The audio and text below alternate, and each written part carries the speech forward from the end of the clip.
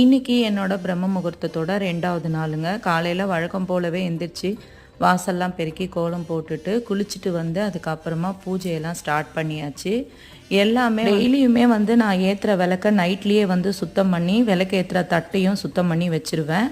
அப்போ தான் காலையில் எனக்கு சௌரியமாக இருக்கும். ஏன்னா சில டைம் கொஞ்சம் முன்ன பின்ன எந்திரிச்சிட்டோம்னா கூட நம்ம நைட்டே எல்லாம் செஞ்சு வச்சிட்டோம்னா காலையில் ரொம்ப ஈஸியாக இருக்கும். குளிச்சுட்டு கோலம் போட்டுட்டு மட்டும் சாமியை கும்பிட ஈஸியாக இருக்கும்.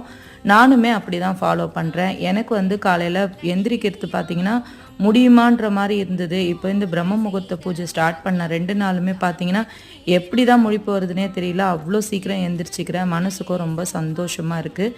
இன்றைக்கி என் தங்கச்சி பையனோட 12th ரிசல்ட்டு. அவனுமே நல்ல மார்க் எடுத்திருந்தான்.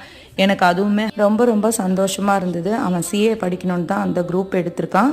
அவன் நல்லபடியாக படித்து வரணும் நானும் கடவுள்கிட்ட வேண்டிக்கிறேன். தேங்க்யூ.